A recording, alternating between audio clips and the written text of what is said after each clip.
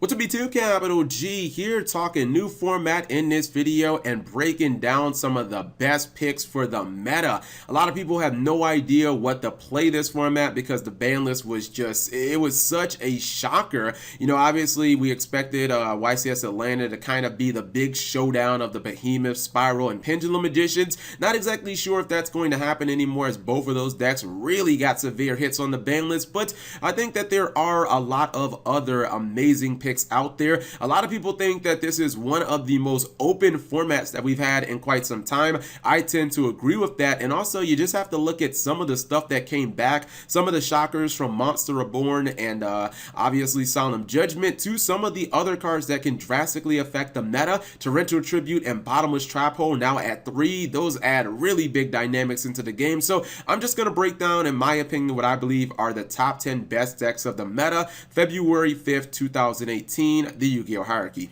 Number 10, Metaphos. So I decided to kick off my list with a deck that got significantly better. Heavy Metaphos Electromite, as we all know, helps every Pendulum archetype ever created, and its core archetype, Metaphos, is no exception. In fact, because of Heavy Metaphos Electromite being so popular and such a strong monster, I've actually included quite a deal of Pendulum decks on this list. Metaphos have also been greatly aided by some of the past ban list changes, such as Rescue Rabbit to 3. People probably have forgotten how strong Rescue Rabbit can actually be, but not only can it be Pendulum summoned, but it's also a one-card Electromite, which leads to some extremely explosive plays from Metaphos. I also think that Baboon is another great, amazing normal summon. It can be popped by any of the scales. This not only fixes your hands, but it gives you the access to some really nice rank 3 plays. Phantom Knights of Breaksword come to mind. That can not only get rid of a card on your opponent's side of the field, but you can also use it to blow up your Metaphos Fusion, put that back in your deck, and actually get a nice draw, so you're actually kind of like never actually going negative with that. I think that Alkahest is still a very solid card. You can add Mythical Beast King Jackal in your deck. Your turn 1 plays get a lot better, and it gives you some much needed defense that Metaphors kind of struggle with. Also have the ceiling of the Pendulum summon to combat those torrential tributes out there, and the fact that your go-to fusion monster Mithrium floats, that also helps as well. Number 9, Lost World Dinosaurs. This is a deck that I actually didn't think too much of until I dueled it a couple of times recently, and I really learned how good it can actually be. I personally think that the Lost World version is superior to the True King build. It doesn't burn itself out nearly as fast. I also think it's a lot less boss monster or bust. I think that Survival's End is a very underrated card. It's excellent disruption that can be played from your graveyard during either player's turn. You can use it during your opponent's turn. You can get rid of one of the tokens that you give them from Lost World. It can be incredibly strong. I think that Dinosaurs have also gotten, over the past 6 months, they've gotten a lot of really good cards that have gone under the radar. A card like Giant Rex actually makes Miscellaneous Saurus and Conductor Tyranno a lot better. Double Evolution Pill is a huge playmaking card, and it's now searchable from Overtext, which makes the deck really strong because it gives it another way of locking down your opponent's spells and traps outside of Logia. The real question, in my opinion, isn't really about the dinosaurs themselves. It's about how they're actually going to adapt in a format with triple Torrential Tribute and 3 copies of Bottomless Trap Hole, and everybody has access to those cards. And it just seems like with only 1 copy of Miscellaneous Saurus, you might really have to pony up for a whole lot of spell and trap removal because dinosaurs seem very susceptible to those cards. Number 8, Spiral. A lot of people are actually telling me that Spiral is still the best deck in Yu-Gi-Oh, but I'm really not seeing it right now. The inarguable fact is that Spiral are going to have to change their playstyle up a bit, period, point blank. If you make Double Helix without using Resort, then you can still pull off those amazing combos, but if you do happen to open with Resort, then Master Plan loses a lot of utility, and it no longer becomes the auto win card that she was last format. I think the deck has to become a lot more control focused and start relying on more things like Spiral Tough and Utility Wire, which actually can be a very solid and strong turn 1 field, especially when you have Tough, which is a 1900 beater who can potentially be a +1 every single turn, and you back that up with Wire, which is basically a Phoenix Wing Wind Blast. It can become very awkward for your opponent, and it can bail you out if things go wrong. I think that the core support cards in Spiral, things like Utility Wire, Big Red, Last Resort, are still really amazing, which is why a control version can still work. I also see sleeper and last resort as kind of a win condition still if you put those two together. I guess what I'm saying is Spiral should still work as a very strong control deck and sleeper still a win condition, but there are some cards like Drone and Master Plan that just got a whole lot worse, and I really need to see how things are going to play out first. Number 7, Cleaford. If you think Cleaford isn't a real deck right now, you are so wrong. Yes, towers can be outed by Kaijus, Borolo Dragon, Utopia the Lightning, and Ningirasu, but those are pretty much the only commonly played ways to actually out the card, so congratulations. You're probably maining, what, 2 cards tops that actually out this beast of a monster, and almost all of them are stopped by any, like, competent defensive card that Cleaford are going to be running. Strike, Bottomless, Torrential, hell, even fucking evac device stops everything that I just named. Well, not the Kaijus, but you get what I'm saying. People also tend to forget that towers is also searchable, and with sacrifice at 3, which is just as important, makes the guy incredibly easy to summon. Cleaford also got a link monster that helps exponentially because it doesn't have to be a boss monster or bust deck. It can run things like skill drain, lose 1 turn, recreate to kind of help you grind those duels out. Helix and Shell both look like they're going to be extremely solid in this format where there should be a lot more back row, and the fact that Cleaford Genius can't be wrecked by back row makes this deck look, dare I say, very appealing right now. Number 6, World Chalice / Paleozoic Frogs. I'm probably going out on a limb here with World Chalice, but the deck had a couple of duelists knocking on the door of topping YCS events during the Spiral Tier 0 format. The ceiling is as high as anything in the TCG, even with 1 firewall, and the boards that you end with Gamma Seal having a bunch of negates, a firewall on board with a bounce, a Tri-Gate Wizard with a negate can just feel straight up unfair for your opponent. Sometimes the board can even include Archlord Christia, which makes things arguably even worse. In addition, Monster Reborn now being legal makes World Chalice even more sacky and subsequently more consistent. Lastly, there is no Maxi to stop those crazy World Chalice plays, so have fun with that. Paleo, on the other hand, has always been a very solid stun deck. I mainly put it on here because of my reverence for Totally Awesome, but another big element to this deck's success, which cannot be discounted by the way, is if we're going to be living in a format with triple Torrential Tribute and bottomless Trap Hole, the same cards that your opponent is going to be using to defend themselves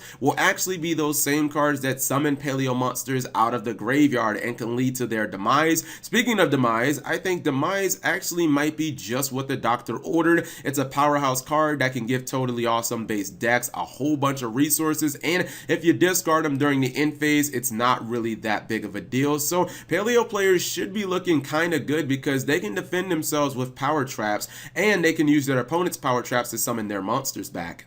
Number 5, True Draco Invoked. I kind of feel like these two archetypes really need each other. In a back row field format, I don't see the whole Alistair plus 15 hand traps actually working anymore because Droll and Gamma can just be too dead in certain matchups. On the other hand, True Draco will have somewhat of a consistency problem. I'm not sure that there's actually enough good monsters because Ignis Heat's at 1, Dynamite Knuckle is banned. Throwing them together should ensure you always have a turn 1 solid normal summon, and you get the really high ceiling and dominant boards of like Masterpiece plus Merkaba. How many people are going to actually be able to play out of that? It should be very difficult. I will admit I was wrong about Masterpiece last format, mainly because traps were fairly non-existent in the main decks, but in a format filled with so many main deck worthy trap cards, a trap immune Masterpiece can feel like it's damn near unkillable, very similar to Apocalypse Towers. The low monster count of True Draco does worry me, but since terraforming is still at 3, it means you should be able to hit those monsters fairly consistently.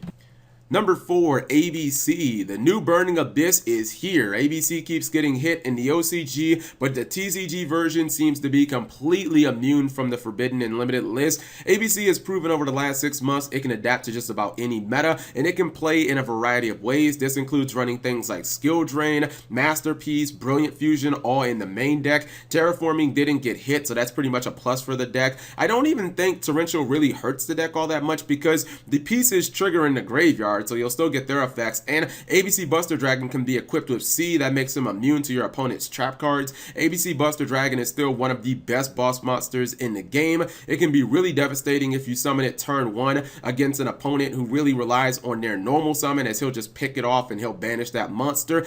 I think that the deck's flexibility to be able to main everything from skill drain to anti-spell fragrance is going to help it with just about all the matchups in the meta. I wouldn't be shocked if even ABC players started experimenting with possibly magnet reverse in the main deck, because it just seems like it's going to be dynamite this format. Number 3, Zephyra, sleeper pick of the format, baby. I actually like Zephyra a tiny bit more than Pendulum Magicians, but I don't think they'll ever have the numbers to back that up without Needle Fiber. As I've said in previous videos, Ancient Fairy Dragon can actually pick up some of the slack for us not having Denlong, but what I think I like most about Zephyra is really its ability to play defense. It's much better than Pendulum Magicians in that aspect, where Pendulum Magicians basically need everything to go right for it to get its ideal defensive setup. This deck doesn't have to do that. All you have to do is basically Pendulum Summon Zephrani and it can search counter traps, for God's sakes. Add that to Mythical Beast King Jackal, which is a walking Divine Wrath, and now your turn 1 stun boards are incredibly strong. You also get the ability to play Astrograph Sorcerer, which is such an overpowered card.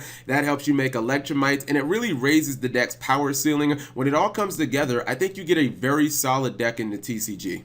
Number 2, Pendulum Magicians. I've actually seen a lot of people say that this is still head and shoulders the best deck in the format. I see the replays where, of course, they always go first and they always duel against opponents who never have disruption. Sure, the deck ceiling is still insanely high, but don't go trying to tell me that like Pendulum Magicians somehow got better, because that's just a lie. It's inarguable that without Joker, without Double Iris, you can't get to whatever Magician or whatever Pendulum Graph card that you want to at will 24/7 like you could before. And sure, you can run things like triple Pendulum Call or Dragon Shrine, which, can I just point out, that makes your deck infinitely more susceptible to Ash Blossom, which, you know, that card never was even good against you before, but apparently it's good against you now. I still think Pendulum Magicians are a very good deck, but the fact is your deck got worse and everything except Spiral got better, so you're going to have more competition. And honestly, I think that if this deck goes second, I really think it just gets fucked by Torrential, because you don't have pretty much any ways of playing around that card or any of the other like billion good trap cards that we actually have right now. Pendulum Magician monsters might go to the extra deck, but without being able to reliably search Time Pendulum Graph like your only defensive card, how are you actually defending yourself? Honorable mentions include Hat, Altergeist, and Magical Musketeers. Finally, to our number 1, Trickstars. While a lot of us were talking about the ban list, most Trickstar players were like, what ban list, Cap? Trickstars completely skated on the Forbidden and Limited list, and they didn't even lose a Terraforming. Jeez. Some people will say that they lost Gofu, which is irrelevant because they can still run 3 Scapegoat. You'll notice that I talked a lot about Triple Bottomless and Torrential Tribute in this video, and that's because I think they're going to be huge factors in our format that punish overextension. Believe me, there is no better deck in all of Yu-Gi-Oh that is more suited to punish those cards than Trickstar. Light Stage is by far going to be their most important card this format, and it's really because its lockdown effect is probably going to be just as important as the Surge. It's pretty hard to play cards like Solemn Strike against Trickstars already because of the potential of getting locked down by Light Stage. And now it looks like we're going to be entering a meta where Light Stage can lock down even more trap cards, which obviously benefits them. The irony is Trickstars have no problem playing 3 Torrentials themselves, because keeping Lycoris on the field for multiple turns has never really been part of the deck's core win condition. When you have a disruption card that has a built-in Monster Reborn, who really cares if you lose a monster? Reincarnation is just going to bring it back anyways. Trickstar is the perfect deck to benefit from a trap meta, but at the same time punish it. So I feel like Trickstars are having their cake and eating it too, with no direct hits to that deck at all on the ban list. I feel like these guys are the new queens of the meta. So you guys let me know what you thought of the list. If there were any decks that I missed, leave them in the comment section below, or if you guys think that I messed up in any way, leave that in the comment section below as well. Thank you guys for watching. As always, subscribe if you have not already, and turn on that notification bell for daily videos.